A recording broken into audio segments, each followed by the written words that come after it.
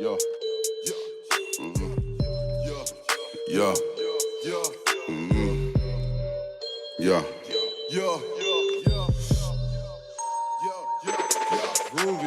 My niggas straight out the bottom, finessing the section, that's just what they mean. Snipers on go, shoot when they see what exactly the lightings are dot on the green. I seen all the street signs in here, right? Yeah. Post up and shoot in the jump for the means. You got to tell me about this. Like make them mess when they all in the streets and they do for the I was like, this way you from? My cousin, we got off the plug. My cousin, he's straight off the border. That's off the water. Extra distressed off the team. He's trying to just strengthen his order. Fuck how they feeling, my nigga. We ballin' and chillin', chinchillas. They feel on the winner. My bitches winners. My niggas all in the section with us poppin' champagne and winners.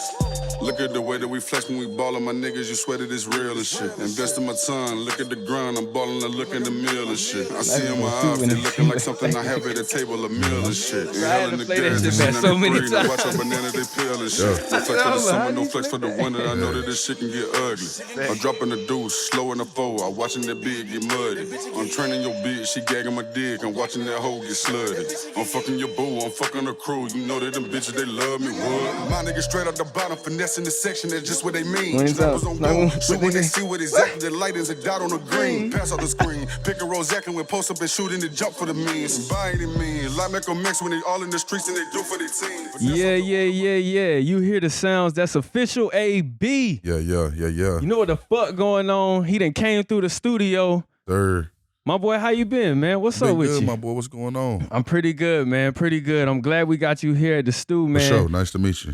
Nice to meet you as well. I've been hearing about you. What? Definitely through my boy, the real El Negro. Okay, El Negro. Yeah, That's yeah. my youngin' right there. I mean, hey, he even told me, you know, with the Mysfyt Group you got, that you be throwing shows and all, and he was like, man, I gotta fuck with official AB. I gotta tap in. This nigga doing his own thing. He got his own movement going on. I was like, man, you gotta tap in, and here we are today, man. Right. So that's what's up, man. I'm glad you're here at Herbs and Munchies, man. Man, thanks for having us. We appreciate it. We here. Yes, sir. I'm just gonna get them gunshots for you. Yes, sir. Oh. Back. So starting off, man, I just kind of want to get a little background on who is AB. I know you did put that 252 in your name. Yeah. Now, where are you from, or does that play a part in why you put that in your name? That plays a major part. I'm from a place called Ayden, North Carolina, which is a small town south of Greenville in Pitt County. So we just call ourselves a little big city. We call ourselves A-Town for short. Little Ayden. I'm from the side of the town where the all-black high school was located. So South Side is something that's representative of where we're from and the struggles we've been through, and where we leveled up to get to. So definitely from 252, say it with love, Eastern North Carolina. Shout out to everybody, but shout out to the whole North Carolina as a whole, man. Thanks. I now live in Raleigh in the 919. I even went to school in Durham. Okay. I'm in North Carolina Central, so I'm familiar with the scene. You know what I'm saying? Shout out to all the Eagles. You know what it is. Eagle Pride in the building. Yeah, definitely. Shout out NCCU. We got another Eagle in the building, man. Shout out Thrift Fit Studios, by the way. All right, that's what I'm talking about. Amplified. Definitely. Like that. But from why do y'all call it Little A, man? We just call it Little A because we're a small town, but we got city intentions. You can get lost in our small town real quick. Facts. You know what I'm saying? So it's like people give us a good mixture of the country and the city all in one. Okay. Yeah, we got a lot of that. That's what's up. So it wasn't a major adjustment from you going from that little town to Raleigh, going to school. It was a culture shock going from the small town I went to, because even though it's a little big city, it's still not predominantly African American. It's mostly Caucasian, you know what I'm saying, African American, Hispanic. So then when you come up to a location like Durham at 18 and you go to a all-black university, but you never went to an all-black high school, it's a big culture shock. The privilege that you saw was only white privilege. You maybe never saw black privilege where this kid is here because they're the second-generation attorney or a second-generation, doctor going out for a degree. So what you see is just different. But it just takes an adjustment getting used to. And really just it's something you got to be able to love about yourself. You know what I mean? And recognize that there's different ways to get to different goal points. And everybody don't gotta take the same path. So exactly. It was a little bit of adjustment. It can be a major adjustment. It took me some time to adjust to it for sure. So yeah. Yeah, no, that's big. I was kind of the opposite of that. Okay. Well, my school was kind of mixed in high school and then Okay. going to college. It was predominantly white. Mm. So I seen all them kids with all that privilege, all that money. Yeah. You know, just driving Hellcats. Yep. I'm like, damn, man. I'm, you know, got a little Mitsubishi. So, Trying to make definitely. way. Yeah. So it's, I guess, like you said, man, it's every path is different. Yeah. You know, but you know, just stay course. For Definitely. Sure. So did you start rapping in college, or how did you get your start? Man, I used to mess around with the recordings with my brother Jay Cannon when I was like still in high school because he was rapping real heavy. Okay. My brother Jay Cannon, man, the firm and everything. Shout out. But basically, I wasn't serious. I was in the ball. That was my ticket out. So football was my way out, my way to go to college along with my academics. But when things didn't go right in college with football, I just found myself doing music. Music was something I gravitated to when I lost my brother in 1999 and my uncle from a car accident. And so basically going through that state, being depressed and not knowing back then that I was depressed as a child, I got into the orchestra in 5th grade. And the violin and the cello kind of brought me out of that. And I ended up playing in Carnegie Hall in 8th grade. And it took me a lot of places I never thought about. Okay. And I kind of let it go by the wayside sophomore year of high school, just really because my dedication was gearing more towards football, but the learning I was receiving for the music wasn't the same. Gotcha. And so naturally my intentions went to where I was getting more love for what I felt I needed. Exactly. So, but I always encourage people, you need a duality, you know, you need a balance. You know, if you're an athlete, you need that artistic balance because we are artists. That's what we are. We create. So, you know, whether you play a sport or whatever you do, you still create some type of way. So make sure you never lose that balance. Never let anybody tell you to give it up. So, you know what I mean? Beautiful. He definitely said that beautiful.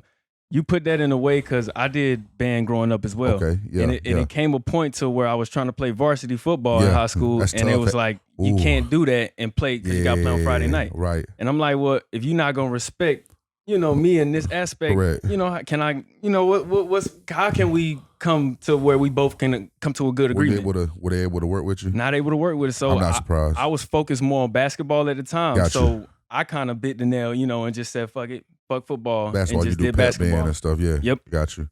Totally understand. So you totally right about that side. I mean, because I like football, I like basketball, but band gave me that side I played the drums. Right. So I got everything out. Just, you know what I'm saying? I go to the class, beat drums like a motherfucker, play the bass drum, snare, everything, you feel me?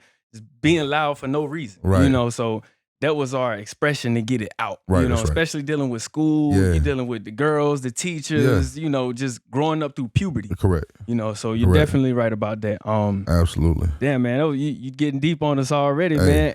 And you brought up a point about your brother. Now, I was gonna bring this up a little later, but you did say that a lot in the song "Make It Out."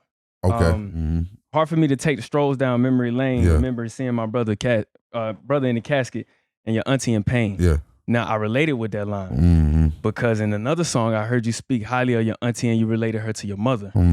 Now, see, on my dad's side, my aunt was kind of like that with me. Okay. You know what I'm saying? So his mother had passed away early when he was growing up, and she stepped in for that mother role. You know, so she kind of took care of the whole family and she provided. So I definitely had a big, my aunt definitely had a big part of my life. So I want you to just speak on a little bit about, you know, just your aunt and your brother as well. The craziest part about that is I lost 2 brothers. So sorry to hear that, man. Yeah, the initial brother that I lost in 1999 in How I Found Music, Brock Dixon, and my uncle Charlie Wilson. I was an adolescent at that time, and so that really constructed a lot of how my youth went. And then when in 2016, we lost my oldest first cousin, who I consider my brother, my biggest brother.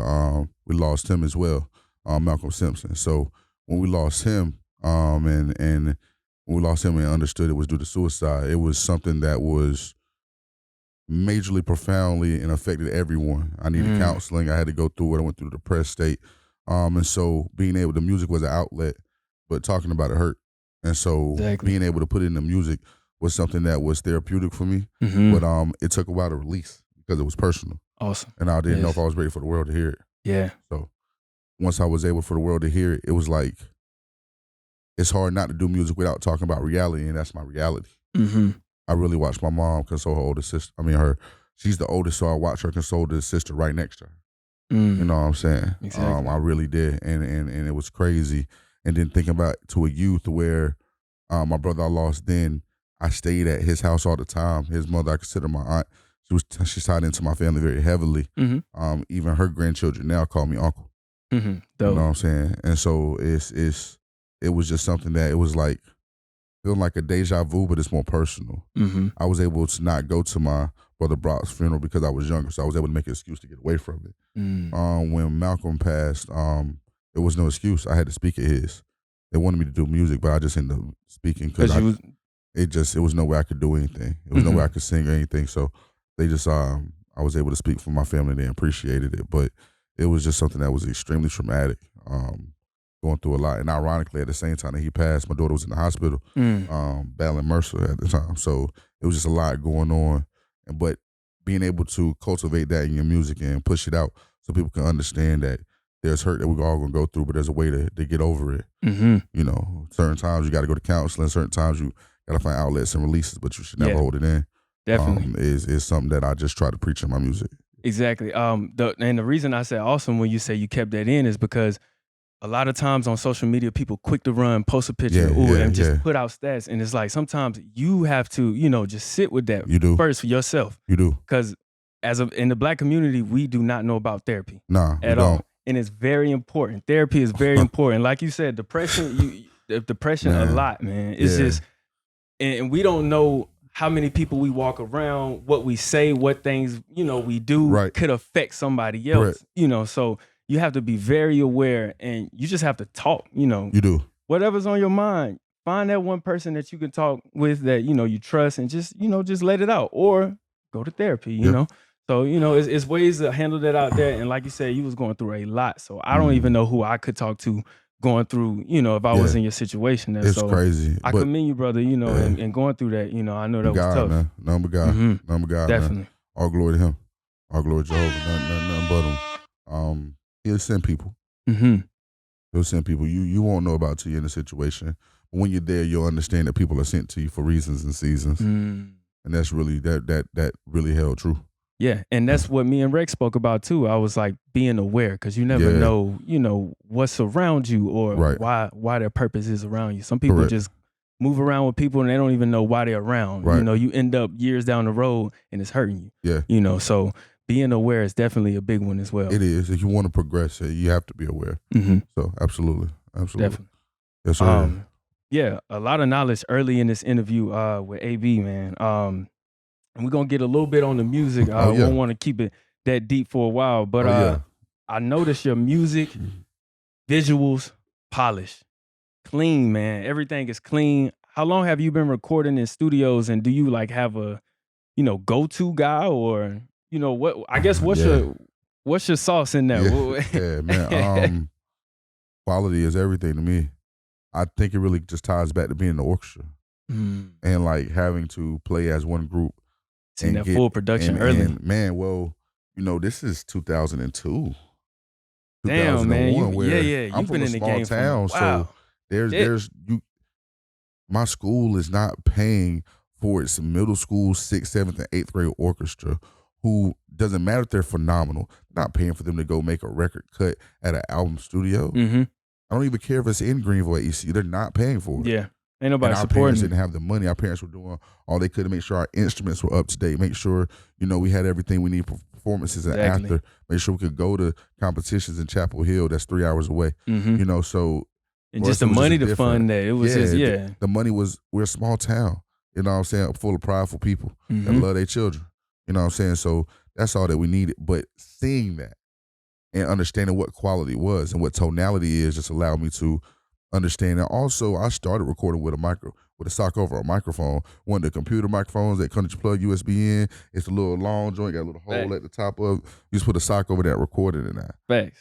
Shout out my brother Q. Yeah. Hey, I recorded on a little computer mic, so I'm glad you said that shit. That's how we started out. When my brother, when I met Monroe, my man Adam Monroe, when I met him, shout out to Monroe. He was recording on a MacBook with the hole in the middle of the MacBook with GarageBand. That sounded better than anything I ever heard. Yeah. You know what I'm saying? So I went to a couple professional studios here and there. I went to one in college at Central, later cut, but nothing became of it. I wasn't that fully into music then. I was trying to find something, but music kept calling, kept pulling me back. So finally, when I came back home, I just put some time into it. We made some mixtapes, put them out in the streets, but we didn't have a plan. You know what I'm saying? We didn't move outside of our town with it, really. So trial and error. Then when I decided to dive back into it fully, and I was suggested to by my cousin Malcolm, RIP, to my big brother.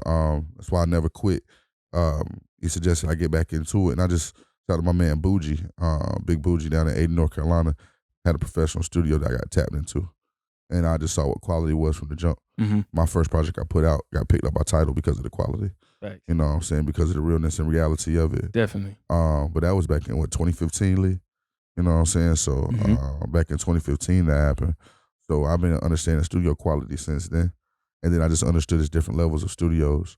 And mainly a big credit goes to my cousin Queetsy. Shout out to him. He's a big influence into it. He's been doing music. He was that band kid that could have played football and did well. Gotcha. You know what I'm saying? But just was phenomenal on the drums. Ended up getting a scholarship to go play at Central with it.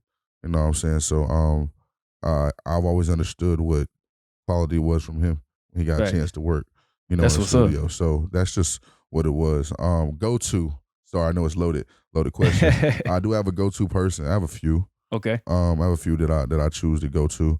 Queetsy is one of them, of course, because of our relationship that we have.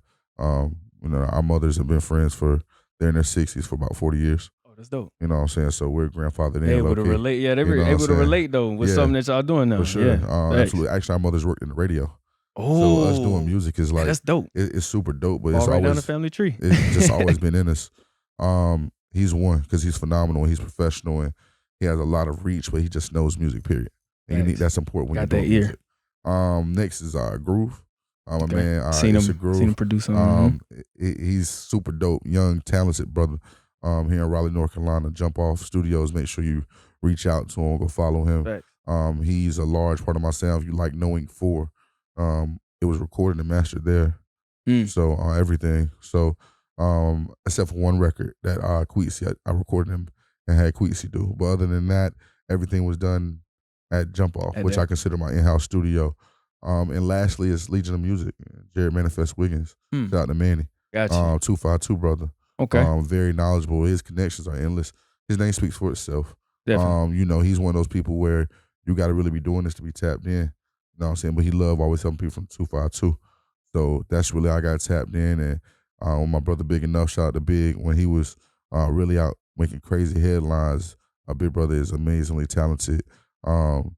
He showed everybody what quality was by, you know what I'm saying, putting that time and that effort, you know, with Manny and just building that relationship and showing different sounds. So I learned from that, you know what I'm saying, and I just decided to blueprint that with the people I used along with Manny.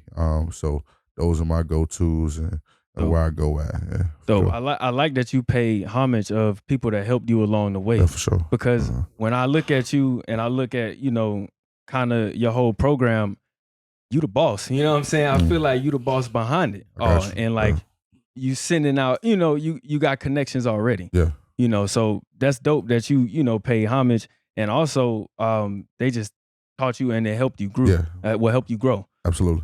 So absolutely. I'm not familiar with those producers that you said or the studios, but I'm gonna definitely tap in now that you said it. So that Legion of Music, that's Manifest.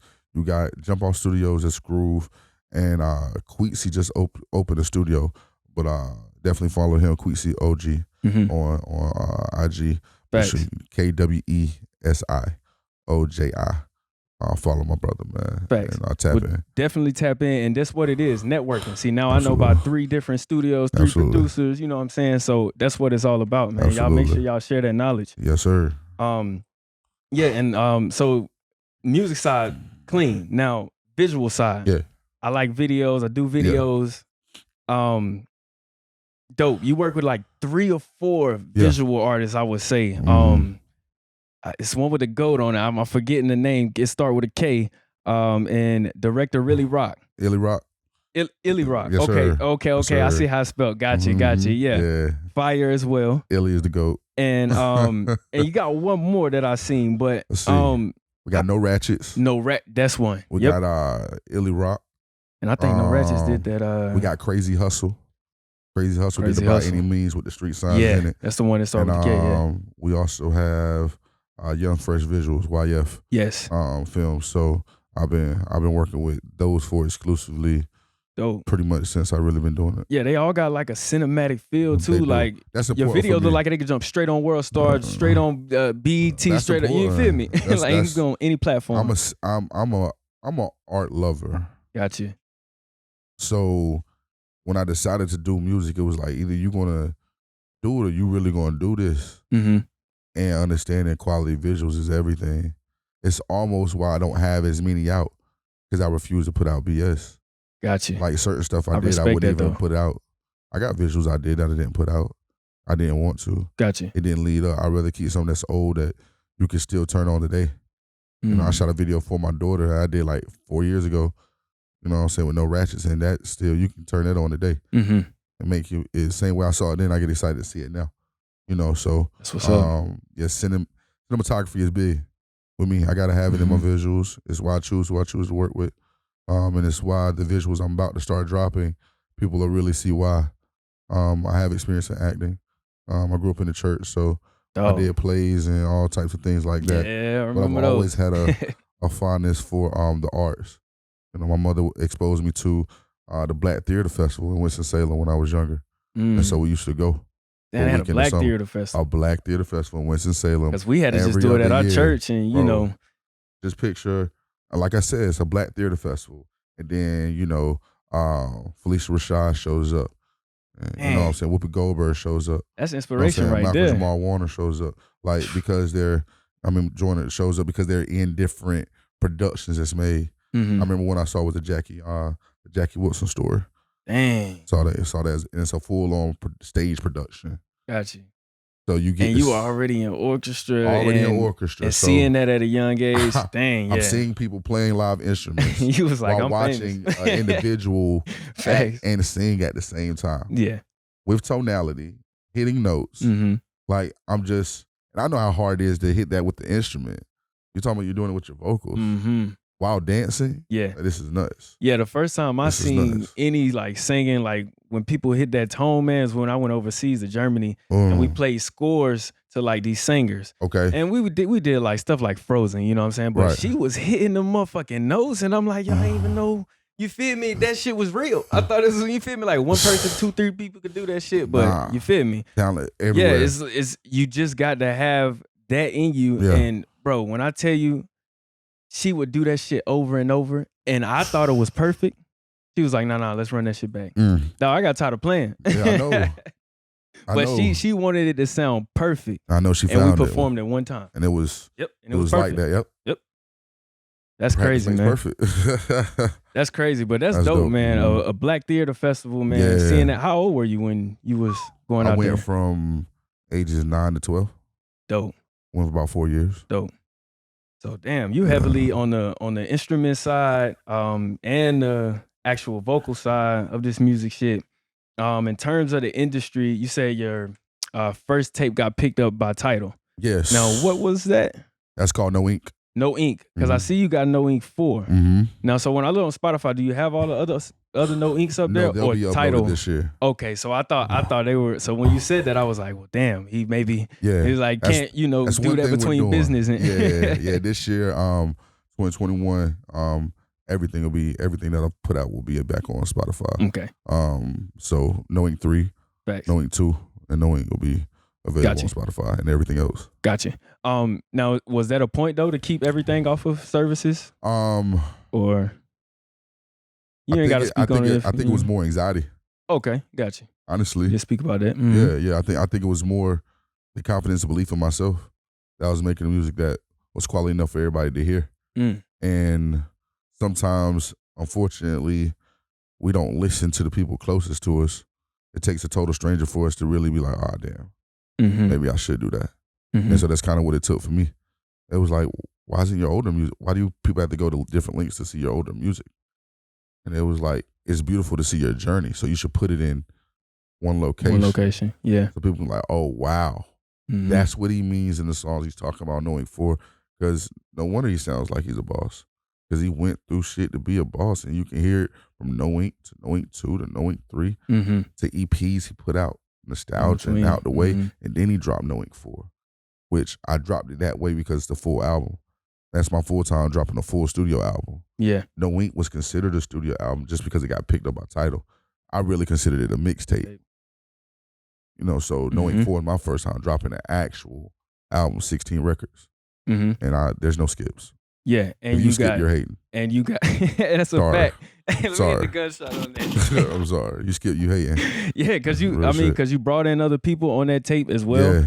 Producers, like you said, and that's what me and my homie was talking about the other day. You'll know when it feel like an album when everybody's collaborating. Yes. You know, you'll know when it's a mixtape when you kind of, you go in there, you getting this off, y'all come fuck with me. Yep. But when you bringing everybody together, that's an album. It all stick. Yep. And like you said, no skips. No skips. I was about to download, because we got internet where we at, but I was about to download almost all the damn songs. For real. Because I didn't know which one I was going to play for the intro. That's love. It's a good problem to have. But that's a fact, man. That's dope.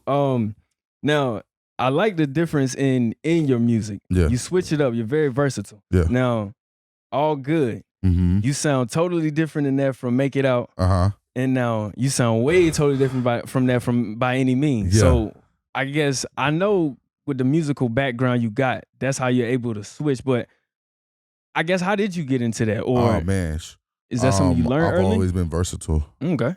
I figured I used to do impersonations when I was younger. I just never put it out there. My friends knew.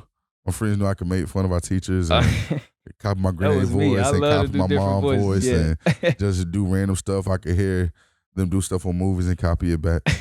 So I had a voice inflection. But before my voice was this deep, I had a high-pitched voice when I was little. I used to sing in a church choir.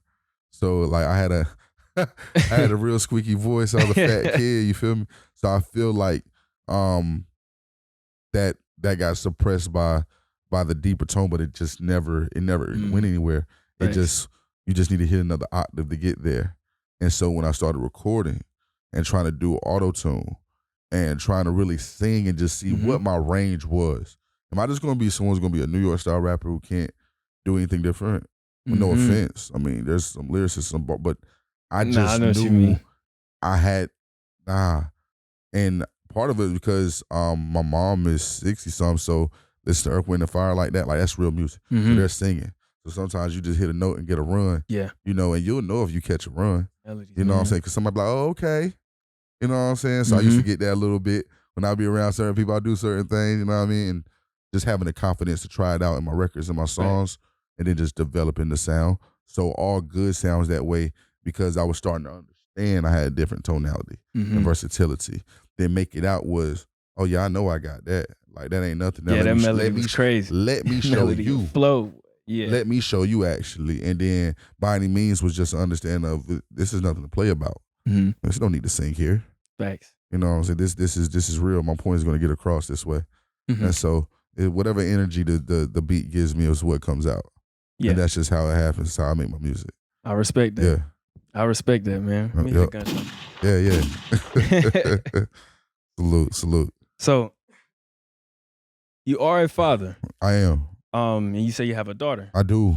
Now, how has that changed how you go about through your everyday, and has that in any way like affected your career, good or bad, or you know, you can speak on it. Oh, of course, and only in the best way. Yeah, exactly. If it affected your career negative, you're selfish. You know, she's affected my career. She's the reason I'm where I'm at. And that's why I wanted to ask you that, because some people be thinking kids are a burden, and I'm like, you know, we can't be. It's a sad and selfish thought we process. We can't get like we not where we supposed to be yet. But hey, if you blessed with one, if you blessed with one, you got to deal with it and keep moving. You know what I'm saying? The kid doesn't stop you from being great. Exactly. If anything, it channels you to find something in yourself that you know you can't be selfish anymore because it's not about you. Teach you about yourself. It's longevity now. Facts. What is she going to have when she gets older to then teach hers? You know, I know how my grandfather raised me. Because my grandfather raised me. My father didn't. My mother, my grandfather raised me. So I saw the longevity that was left. I saw him be a legend. She's a legend. Facts. My mom's a legend. Like, for real. For real. Before she even retired from being a teacher. I mean, she was a legend. I say she a legend because you here today, brother. And that's a fact. You know what I'm saying? She raised you. Say, hey, legend. Like, shout out my dude. For real. And so I knew what it was meant for me. So I already knew what it had to be for not only my daughter, but hers and hers. And that was, you have to set the standard of what longevity is. And they must understand. So now, what do you pass down? We will pass down property and assets. Now I want to do this. Yeah, it is. But sometimes what's tied around it isn't. Exactly. I got you. I'm in the same kind of little, No, I definitely it's know what you business mean. that everybody doesn't want to handle. And family business is tricky business. Oof. Everybody feels entitled to have something. But like can you take care of it and keep it going to get do you passed rightfully down? deserve? That too, yeah. Did you sacrifice time to take care of who's leaving? What's left of you, like others sacrifice their time? For 7 years, big. me and my mother sacrificed our life to take care of my pops while he passed. Before he passed in the nursing home, he was there for 7 years. So that means every family reunion I'm used to going to my whole life for 7 years was contingent upon making sure somebody was there to feed my grandfather. That's annually, like clockwork, every weekend. You know what I'm saying? So thank rest of soul, my grandma Clark, like, you know, Miss Gladys Clark, she was his companion after his wife died like 9 months after I was born. And so that was his companion that kept everything afloat. That's why I said reasons and seasons. You understand why people are sent to your life. You know what I'm saying? So I saw firsthand how she was disrespected when he passed. Ain't nobody give her flowers when they should have gave her all of the flowers. Because he only lived 7 years because she was there. You know what I'm saying? So understanding that and understanding what it takes to go through that. And then ironically, it takes a year for the will to be read and everything to get taken care of that way. So if there's anybody that's an heir in it that passes in that year, which is what happened to us, my mom's sister passes 2 months later. The woman she's raised with. And then ironically they were fighting. You know what I'm saying? But it was really because communication wasn't had. My aunt was sick, struggling from cancer. And she never told my mom. Didn't know about it, yep. So when she didn't come to the funeral, what you imagine people think, you know? But when you don't have communication, everything, but then when you find out someone's died, now it's like that's when everything it's a lot to handle at once. And we're still trying to deal with one estate. Now you're telling me right after we deal with this estate, the heirs of her are left. Now they got to deal with her estate and the estate that was left to her. So it just becomes a lot. Definitely. And it just becomes deep. And you get an understanding from going through that having assets and things left to you is a blessing. But having communication and understanding what you need to do and what's meant to be done with it is even better. That's big. Yeah. That's big. Yeah. Yeah. Times in my life I failed communication with family. Oh yeah, definitely. It happens. Definitely. It happens. I'm definitely vulnerable on that side because you know, you get caught up into thinking so much of yourself, or get caught up into thinking so much of you ain't got time for this, or you got to make this a priority first. It's not. No. You know, because like you said, I mean, and anything could happen. Yeah. You know, you want to be there before it's too late. You do. So yeah. Definitely. Communication is a big part. It's if you can focus on communication and make that your sole focus of your life, you won't lose. Nobody attached to you will lose. Thanks. I'm gonna take that and remember that, man. Yeah. Thank you. Yeah. Like definitely. For sure. It goes everywhere. Like I'll say this because I don't like to get too deep because I can go for hours. But there's one thing that's very prevalent. If you have an issue, it's not an issue in just one part of your life. It's an issue in every part of your life. So once you understand that, you understand if I can communicate here, I can communicate in every aspect. Is it harder? Sure. When emotions are involved, it's damn hard to communicate. Yeah. You know what I'm saying? But sometimes we have to take the emotions out and we have to be honest. Because sometimes emotions blocks honest intentions. So we have to be willing to be honest. And then the biggest thing I feel for us as African Americans, I'm gonna go and say it, is we're so far removed from who we were. And how we were raised and how we were groomed that we don't know how to talk to each other. Oh no. You know, females have a better indication of how to do it because more than likely they have a mother and a grandmother who had a mother. The fathers, it's not the same chain. That father may not have been there, so maybe the grandfather skips the generations. So how you talk to love, communication is love. You understand that? How you talk to love is different. That's why we as black men, it's love how we can sit right now, right? But we know this is rarity, right? And it's getting better with us. But this is the rarity. Right. And we got to be able to, where we're like our sisters, how they're able to just, you know, pick up one another and just laugh. And though they may have issues, it's really small. And it's really something that's based upon what they see in themselves. It's not really with another person. Mm-hmm. We as African American men, we have so many issues, from not being able to be emotional to understanding what an actual breadwinner is. Mm-hmm. You know what I'm saying? To just the whole cosm of being a man in America that's not made for you. You know what I'm saying? It becomes crazy. I asked that question the other day. I was like, what, crazy. Or like, what does it mean? What does the American way mean? Like, I was like, who created, you know what I'm saying? Right. Like, who created, what do I have to live? I think sometimes our culture, I think sometimes our nation got to be reminded what the American way is. Because you told us what it is when you brought us here. Mm-hmm. We're the only ones that did free labor and didn't get paid for it, still haven't been. Exactly. So you're telling us what it is, but you're not abiding to it yourself. And if it's to be equal in opportunity, then we deserve it. Yeah. It's in the story. It really ain't nothing else to be said. Mm-hmm. Damn, so reparations. Real. Yeah.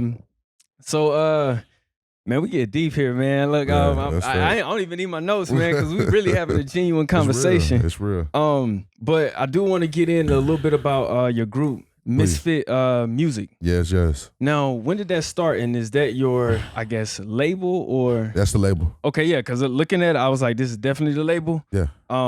Yeah, Mysfyt Music Group. That's you the guys label, are throwing man. hella shows, man. Once a month. Every Damn. third Friday. That's some production for your ass. Every third Friday, even through the COVID. How many people performed or signed up to perform? The most we've had is 15. Yeah, because the grand prize is like what? A band or something? We decided to do a 500 cash giveaway. Okay. That's bread though. Hey, you can always use $500 because most people don't even get paid for their craft. Facts. So I mean, that's what with the real Negro, he was like, man, I go so hard when I go into shows. Yeah. I don't care if you know me, if you don't, because that's right. He snapped off too. I need my, Bro, I need to win. Facts. Bro snapped off. Okay, facts. Yeah, facts. he came in second at that show. Nice. He snapped off. We do that once every quarter. Okay. We do the cash prize once every quarter. Give somebody something to look forward to. Lit. And then we're gonna start doing festivals as it gets warm. We got a festival coming this summer that we'll be needing the artists for. I seen you on the stage before. What was that at? That was the Oxfest, I believe. Okay. That was Oxfest this past year. Okay, this man everywhere, man. It seen him at the beach with the sound. I was like, damn, right when they started the little festival thing, I'm like, all right, man, he on top of the game. You feel me? Man, we trying to move, we trying to work, man. Facts. That's it. But Mysfyt's the label. Shout out to everyone rocking with Mysfyt Music Group. We already know what it is. It's the band of Mysfyts, man. Mm-hmm. You can't really put no category on us. Now who is all signed to that label? Right now we have no one signed to the label presently. I'm the only person signed and operating the label at the moment. But we do have some signings we will be announcing within the next 30 to 60 calendar days. We have signed our first producer. Shout out to Lil Bro, you know who he is. We'll be announcing our first 2 artists that we'll be signing. Okay. So shout out to my brodies, they know who they are. Okay. So yeah, man, if you're an artist looking to collaborate or to possibly get signed, make sure you reach out to me. Official AB 252 or Mysfyt Music Group. Replace the I's with the Y. MYSFYT Music Group. You know what I mean? And that's how we rock, man, for sure. So he been naming a lot of connections during this interview. Y'all make sure y'all tap in, especially if you don't know where to go, if you don't know videographers, if you don't know where to get your sound recorded. A lot of people don't even know that they need to go to a studio. So tap in with Mysfyt Group, Music Group. I'm sorry. And you might could get, introduced to some people that'll help you out in the future. Absolutely.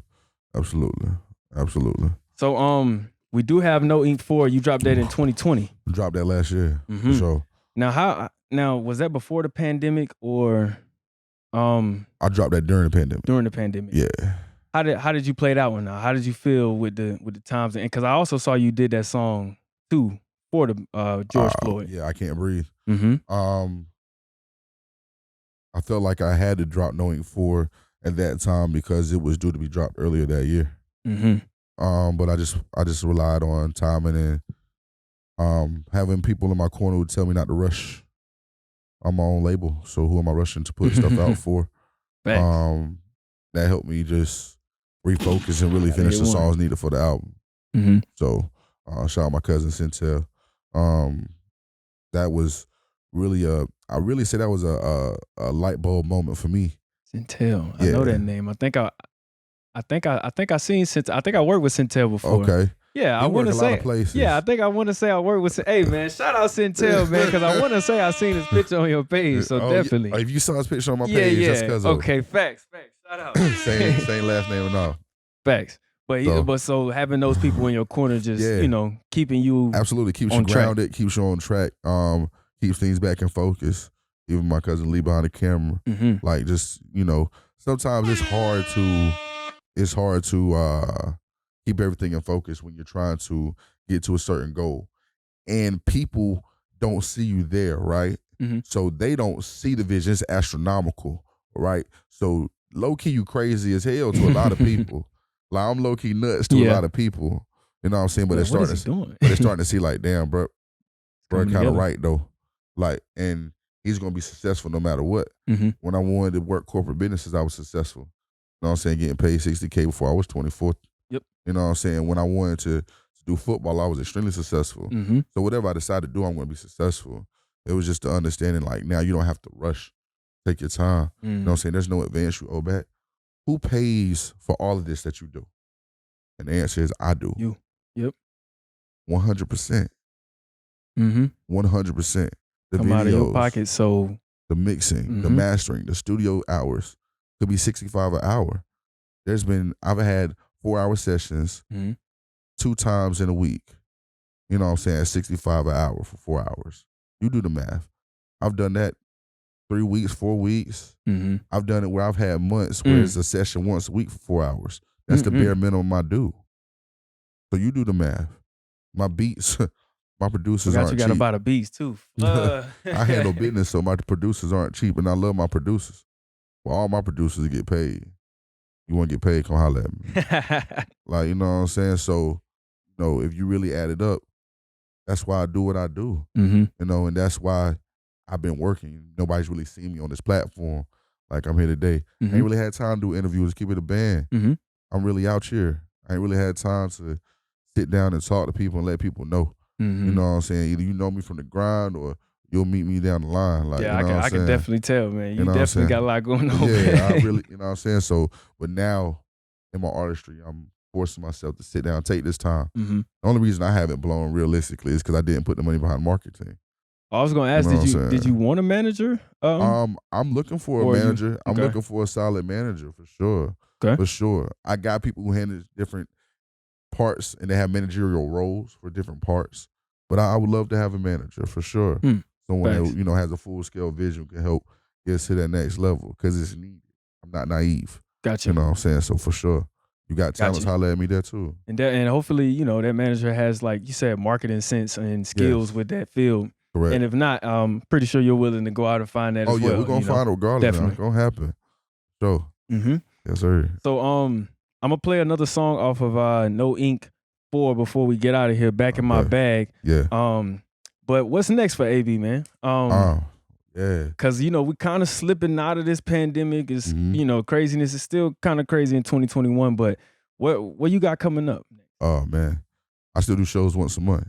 Mysfyt Music. We got a show on 19th of February, every third Friday. Ooh, tap in 19. With me. Slot's still available, so this interview come out before then. Tap in with me. 5-minute, 10-minute slots available. You know what I'm saying? Gonna get your exposure on. What's next for me as an artist? I'm dropping music all year. We're open for features. They are a price tag behind it, but it's because I take my craft very seriously. Work my your way quality there. is A1. Yeah. And I guarantee you go pay somebody else for a feature, but you don't get one from me. You already know what it's gonna be like. So we're gonna go up with it. So it's a lot of music dropping, a lot of features I've already done dropping, a lot of music I did last year dropping. Nostalgia 2 comes out in 2 weeks. No Ink 5 will be out this summer. And we got an album coming out this winter. That's called No Auto AB. So no auto tune, just getting back to the true essence of the music. So 3 projects really in this coming year. Yeah, No Ink 5 I could have dropped at the end of last year. I could have gave that to y'all last year, for real. He say he gonna stop bullshit. Like, for real, I could have. He say it's already in the tuck, it's in the safe, just chilling. Like, for real, no cap. It's kind of been done. I kind of been sitting on it for the right time. But yeah, we got music on top of music, man. But now y'all just gonna get a heavy dose of visuals. Really, 2021, you're gonna see my face everywhere. You know what I'm saying? So this won't be the only interview. We'll only see 4 visuals. You'll probably see about 20, to be honest with you. Facts. You know what I'm saying? I'm definitely looking forward to them. Yeah. All right, man. So You know, we kind of just answered where you gonna be at. You know, I kind of ask you a little crazy ass question before we get out. You know, social media changed. Yeah. I see you dancing a little bit in the song about to play back in my bag. Yeah. You fuck with TikTok, man? Yo, I haven't got on the TikTok. I need to get up there though. I'm a fat boy that jig a little bit, so I need to get up there. I had it. I deleted it when the craziness went on. Okay. You know, I ain't found my way to get back over there yet. My daughter go crazy on TikTok. Man, everybody I'm talking to in this music thing, they're like, yo, you do music, you into music, TikTok. But they saying them. I think they saying once your song, that's counting streams now. So Word. You know what I'm saying? Wow. That's why I said the algorithm is kind of changing with this social media thing, where they kind of making the app it's a necessity. Yeah, you gotta have that. Oh yeah, we about to go up there. So yeah, definitely if artists, if you don't got a TikTok, I guess make a TikTok now. Right, for sure. If you don't want to dance, man, like you said, get some kids with you and dance. But yeah, go with definitely be with the times. For sure, got to. But last question before we get out of here, man. Where do you see the official AB in 5 years, man? 5 years. Fully operating Mysfyt Music Group at a high level, on a high frequency. Big business corporation. We are that. We are a corporation. We are not a limited liability. We are a corporation. So there's certain things we have to do, like file taxes and things of that nature, that we have to take care of because we're that type of group. We're full scale. We're a brand. I see myself being Nike. You know, you knew what that check was before you understood what it was, before you understood how to pronounce it and enunciate Nike. You knew what the check meant. Just do it, you know. So we're looking to be the same. You know, Mysfyt Music is the brand, it's the way. You know what I'm saying? Official approved. That's what it is. You know what I'm saying? So we here, Southside approved. You know what I'm saying? So that's why I see myself in 5 years. Dope.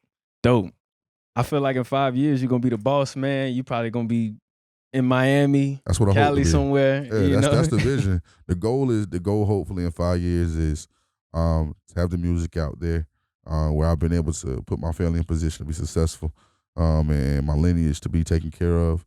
But most importantly, put other artists in position to help take care of themselves and their family. That's why I look to be, for real. That's why I look to be like a Master P. No cap. Shout out to P. Salute you. See your brand, love it. You know what I'm saying? That's we look ahead to, so we grinding. Facts, man. Hey, man. This is the official AB, man. Yes, sir. Through this interview, he gave us a lot of insight. And I just want to thank you again, brother, for coming through, man. Because very level-headed, knowledgeable about the industry, man. Yeah. And I love doing these interviews because I definitely get insight. Like I study the person before they show up. That's dope. You know, because I want you to really feel comfortable and you know be able to not feel like you can't say nothing, or do nothing or whatever. But like I said, man, I learned a lot during this interview. Facts. I hope nothing but success for you in the future, man. Keep doing what you're doing. And, yes, sir. We need this platform, so you know, don't stop what you're doing. You know, no matter what you encounter. You know what I'm saying? Don't stop what you're doing. This is needed. We need us in media. Facts. You know, we can't take over what we need to take over till we have us in media. Yep. And that's my thing. I want you guys to, get y'all side of the story out. You know? Absolutely. It's going to come. It's hand in hand. If you really look at Stephen A. Smith and how a lot of players rose to prominence, it was hand in hand with how he was able to get big too. So we need us, man. We need us in every aspect, man. Black business owners, Black entrepreneurs, we need us, man. It's what we need at the network. You know, get off your pride, get off the pedestal. You know what I'm saying? Sit it down for a second. Have a communication with your brother, your sister. Let's make this happen, man. It's here for us. Let's do it. Facts. Yeah, appreciate you. Thank you. Definitely. Yeah. Hey, we always here, man. Yeah. I'll be back. Y'all have me back. I was about to say, you're more than welcome to come back to Herbs and Munchies, for man. Sure. We thankful, man. Herbs and Munchies, y'all make sure y'all tune in, man. Definitely. Boy. Hey, we about to get in the Back in My Bag by official AB. Yeah. This is off of No Ink 4. Yes, sir. Make sure y'all tap in. No Ink 5 coming. He got some other drops coming. So Nostalgia 2 coming. You already know that'll be that'll be February 18th. Nostalgia 2. Definitely. This is Back in My Bag, official AB. Yes, appreciate sir. you again, brother. Thank you, brother.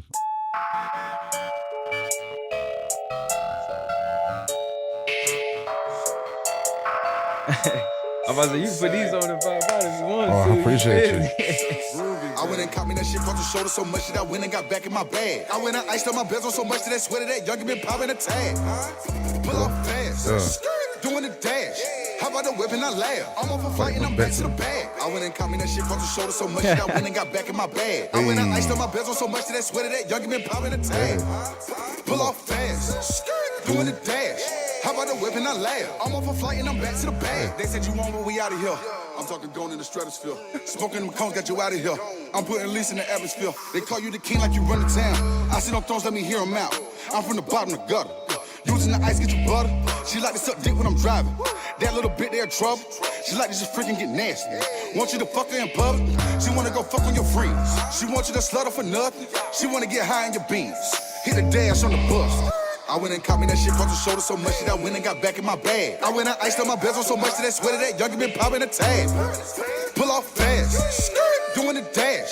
How about the whip and I laugh? I'm off a flight and I'm back to the bag. I went and caught me that shit across the shoulder so much that I went and got back in my bag. I went and iced on my bezel so much that I sweated that youngin' been popping the tag.